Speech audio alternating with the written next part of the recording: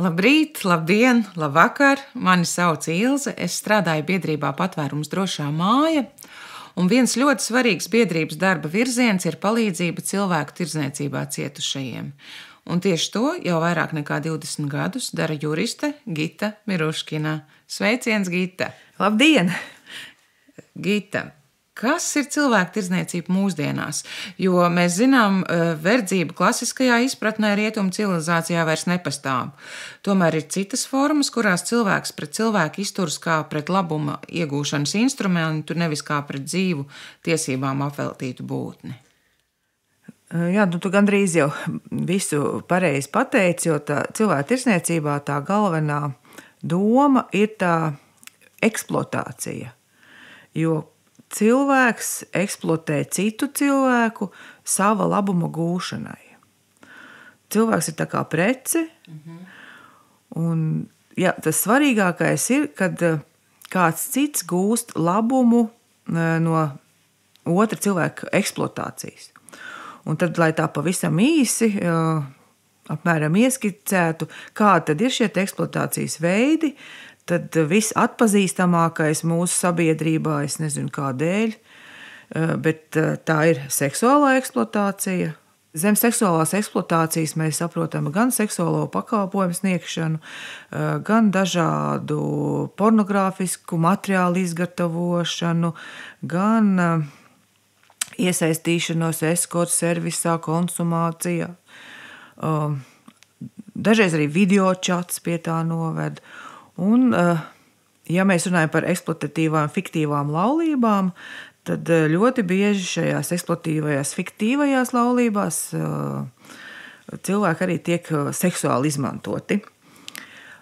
Šobrīd ļoti lielus apgriezienus uzņem un ļoti nevis atpazīstams, bet visbiežāk sastopams, un tieši arī, ja mēs runājam par Latviju, ir tieši šī darba spēka eksploatācija, ja piespiešana veikt darbu, sniegt pakalpojumus, izdarīt noziedzīgus nodarījumus.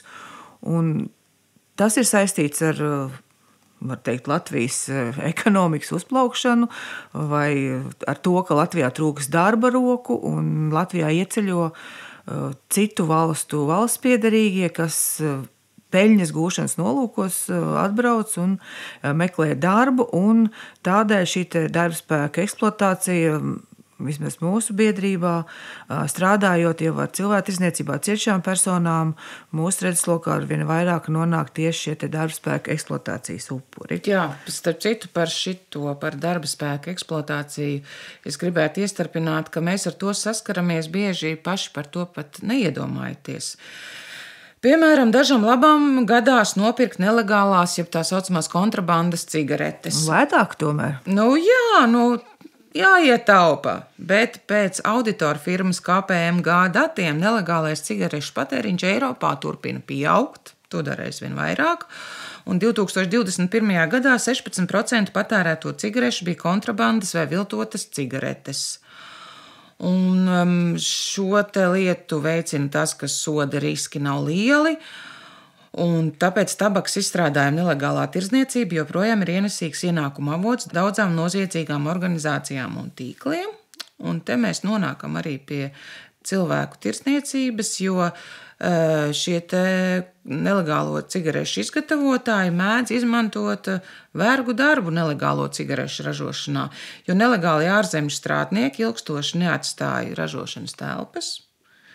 Viņi nesaprot lāgā vispār, kur viņi atrodas, kādā valstī, kādas šeit ir likumības. Un tādējādi viņi visticamāk arī nesniegs nekādu informāciju tiesību sargājošām iestādēm, un tā tas turpinās ar šiem nelegālajiem strādniekiem. Un tāpēc ir gluži iespējams tas, ka, ja kāds nopērk kādu paciņu vai blociņu pa lēto, tad viņš veicina cilvēku tirdzniecību. Ja, tur ir tā lieta, kad patērētājs pats ļoti bieži to veicina, jo mēs visi gribam nopirkt kaut ko lētāk. Jā. Un te ir tas, bet lai saražotu to lētāk, tad kaut kam nesamaksā. Un visvienkāršāk ir ietaupīt tieši uz darba spēka izmaksām. Nu jā, bet es gribētu atgriezties pie tā, par ko tu sāki, par seksuālo eksploatāciju. Jo šodien ar mums ir cilvēks, kas mums par to var pastāstīt, jo viņa diemžēl ļoti labi saprot, kas ir seksuālā eksploatācija. Un tā ir Ieva. Sveika, Ieva. Sveiki. Un, jā, jo viņa to saprot, jo viņa ir bijusi iekšā šajā sistēmā, pati kā cietušā. Un tu esi piekritusi padalīties ar savu stāstu. Jā, protams. Paldies, Ieva, ka tu esi šeit, un es domāju, ka mūsu saruna būs mazs, bet ļoti svarīgs solis, lai citi un citas būtu informēti par riskiem un spētu aptvert tās situācijas, kurās ir risks nokļūt. Varbūt mēs varētu sākt ar to, cik tev bija gadi, kad tu iesaistījies seksuālo pasākumu industrijā un kādi apstākļi to veicināja. Man bija 21 gads. Es tādos laikos strādāju 2 darbās. Un man bija ļoti grūti, tāpēc, ka es gribēju nopirkt kādu vietu, kur es varētu dzīvot. Un es nevarēju nopelnīt naudas. Un viena no manām draudzenēm pateica man par šito darbu, iespēju. Ja. Un es pieņēmu tādu lēmumu. Tātad tu tajā brīdī saprati, kur tu iesaisties? Jā, es zināju. Varbūt es nezināju visus momentus, bet es zināju, ko es darīšu. Un kā tu juties, kā tu to spēji? Tev nācās pārkāpt sev pāri? Jā, protams, bija ļoti grūti un katrs klients viņi tā kā mani lauza un beigās tā kā pazaudēju sevi kā sievieti.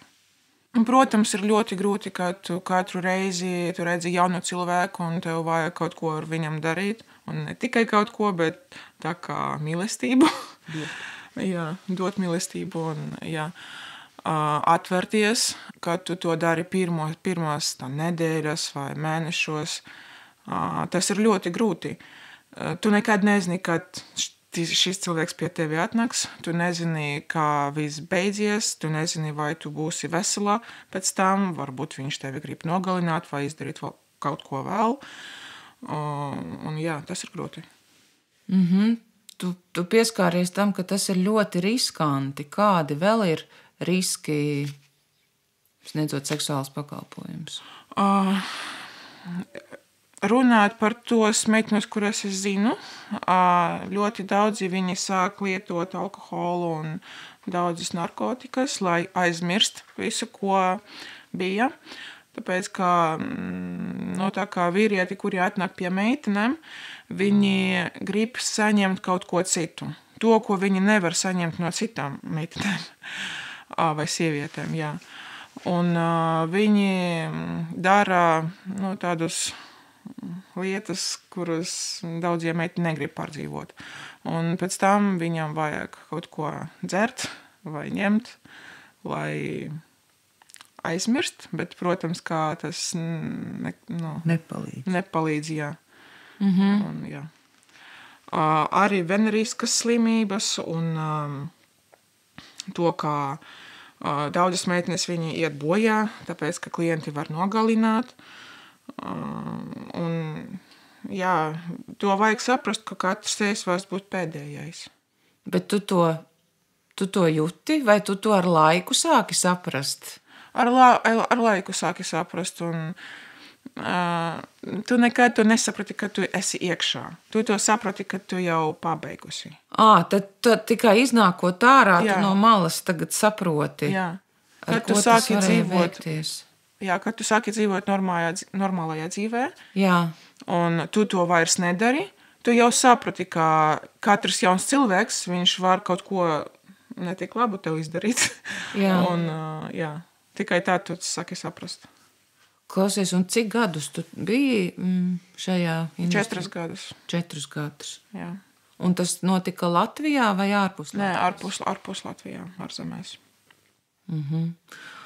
Un kad tu sāki domāt, ka tev vajadzētu beigt ar to nodarboties?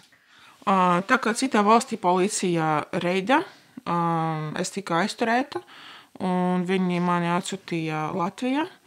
Un tagad es saņēmu sociālo rehabilitāciju biedrībā Patvērums drošā māja. Un, jā, es saņēmu medicīnisko palīdzību, juridisko, es mācos tagad, un arī psiholoģisko palīdzību. Jā. Tā. Bet tu pirms ieraksta teici, ka tu jau pirms policija to tavu toreizējo darba vietu paņēma pie dziesmas, tu jau pirms tam domāji, ka vajadzētu tā kā beigt. Jā, es par to domāju, bet bija ļoti grūti, tāpēc, ka katru reizi tu domā, ka tas būs pēdējais reizes. Es tagad braukšu uz 3 nedēļām, uz 1 mēnesi, es nopelnīšu vēl druscītiņu, un tas nekas nebeidzies. Aha, tas ir, var sakot, tas tevi tur noturēja, tas iespēja nopelnīt, viņi tā kā ievilka un turēja. Jā, un kad tu jau esi tik salauzta, un tu zini, kā to darīt, ir ļoti grūti pamest, tāpēc, ka tu zini, ka citas meitenes, viņi to nevar darīt.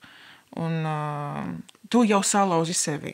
Jā. Tas ir liels solis. Un ir ļoti grūti nākt pakaļ. Atgriezties. Jā, tas ir liela darba, un tu to saprati un negribi to darīt. Tāpēc tu domā, pēc 1 mēnesi, pēc 2 mēnesiem. Tu zini, man ir bijusi darīšana ar atkarībām, es šo to zinu. Man tas izklausās līdzīgi tā kā ar dzeršanu vai narkotiku lietošanu, ka ievelk un vēl tikai pēdējo reizi, pēdējo glāzīti, pēdējo dūrienu, pēdējo kaut ko, jā. Varbūt kaut kas tāds ir, jā. Bet katrā ziņā, un arī klausoties to, ko tu saki, man rodas ļoti liela cieņa pret tevi un pat abrīna, ka tu esi tikusi ārā no tās industrijas. Varbūt kas būtu tas, ko tu varētu pateikt meitenēm, kas ir tur iekšā? Un arī puišiem. Un arī puišiem droši vien, jā. Jā, tā kā, ja tev ir kaut neliela iespēja un ietaupījumi apstāties, darīt to tagad, tu nekad neatgūsi savus gadus, bet galu galā zaudēsi laiku, kas vajadzīgs izglītībai, draugiem, ģimenei, profesionālai izgūšanai. Tas ir daudz svarīgāk nekā visu mūžu slepties. Nopelnīt kaut kādu naudiņu, bet tu neko nenopelnīsi galu galā. Tu dzersi, tu lietosi narkotikus, tu ārstēsies, jo visu laiku ir savu veselību jāuztur. Jā. Un galu galā tu tikai pazaudēsi laiku un gadus, kurus tu varētu izterēt uz citādi. Jā, citādi, jā. Cik labi, ka tu esi šajā te civilajā dzīvē atgriezusies. Un mūsu saruna man, piemēram, tiešām kaut kā vairāk lika saprast, kas tas ir, kāpēc cilvēku uz to iekrīt, un kāpēc no turienes ir grūti izkļūt. Es saprotu, ka tevi tā kā nekāds līgums nepiesaistīja. Tavā gadījumā tā bija tava izvēle. Jā, mana gadījumā viss bija labi, bet es zinu meitenes, kuri nevar tikt ārā tik ātri. Kuras arī, viņas kaut kāds saista, kaut kāds parādi, vai kas viņas saista?